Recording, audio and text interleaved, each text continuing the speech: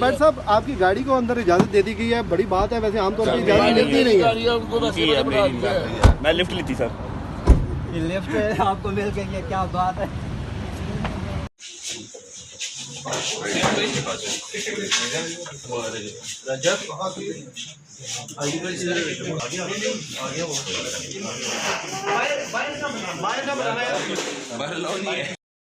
बताइएगा सबसे पहले आपका जो केस है वो क्या है और आपको प्रोटेक्टिव बेल मिल गई है, कब तक पेश हो रहे हैं कराची में? कराची में विद इन 10 डेज होना हमें इंशाल्लाह, 10 दिन के अंदर अंदर होंगे पेश। 295 का एक है कराची में, हैदरी थाने में, काफ़ी पुराना है। विद इन 10 डेज हो जाएंगे इंशाल्लाह। अच्छा बट साहब, कल ये खबर चली थी कि जनाब आपको डिपोर्ट कर दिया गया, इसमें कितनी सदाकत है? नहीं सर, बिल्कुल बुलशिट सी बात है, कोई डिपोर्टेशन नहीं हुई। और डिपोर्ट होके इंसान बिजनेस क्लास में वापस नहीं आता। मैं बिजनेस क्लास में आया हूँ।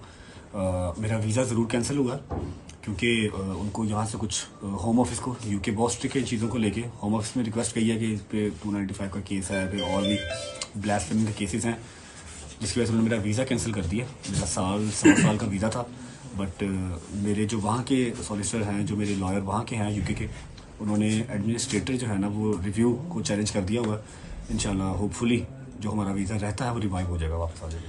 अच्छा, हमने देखा कि डक्की भाई को एक बिग ब्रदर की मदद मिली, क्या आपको किस सीन में किसी बिग ब्रदर की मदद मिली है? सर मैं ये मेरे वकील साहब बात करेंगे, मुझे ऐसा किसी बात नहीं। अच्छा आप बताएं, आपको क्यों वहाँ से आपका वीजा भी रिवोक किया गया और क्या वजह क्या बनी है? नहीं, सोशल मीडिया पे चल रहा है कि मेरा भी वीज़ा रिवोक किया गया।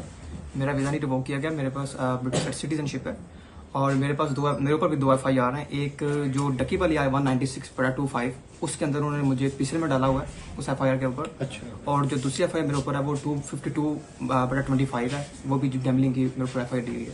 तो दोनों FIR में हमने बेलशीट ली आज इस्लामाबाद हाई कोर्ट से और अब हम मुतल्लिका अदालत में पेश होंगे इंशाल्लाह और आगे प्रोसीड करेंगे इसको। अच्छा, जो डकी भाई के साथ हुआ, जो उन्होंने वीलॉग में इंकशाफात किए हैं, क्या उन्होंने आपसे बाद में शेयर किए थे? क्या ये आपको लगता है कि ये क्या हुआ क्या है?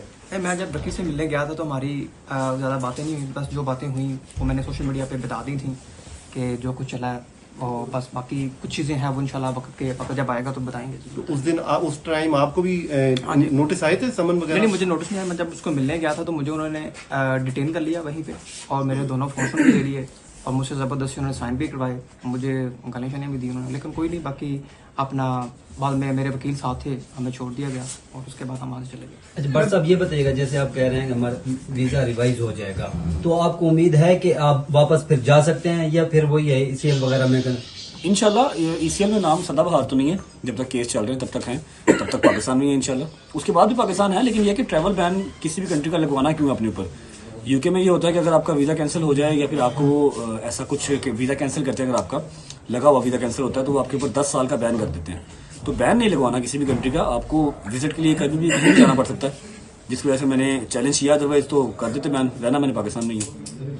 अच्छा, ये बताइए भाई साहब, हम डक्की भाई के बारे में भी बहुत सारी बातें की गई, इनका नेक्सस होता है, ये बाकायदा पता नहीं मुख्तलिफ असाइनमेंट पकड़ते हैं, फिर आम जो लोग होते हैं, आम जो व्यूअर होता है आप लोगों का, उसको इसमें ट्रैप में डालते हैं, वो लाखों रुपए और बड़ी लंबी डिबेट है फिलहाल केस के बारे में बात करेंगे।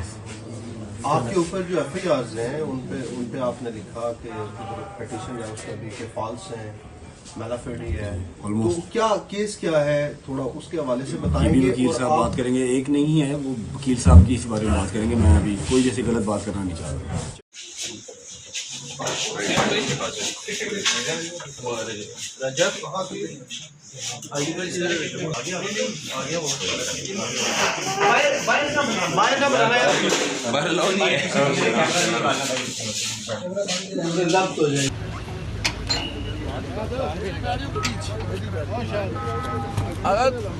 भाई साहब, आपकी गाड़ी को अंदर इजाजत दे दी गई है, बड़ी बात है। वैसे आमतौर पर इजाजत मिलती नहीं है।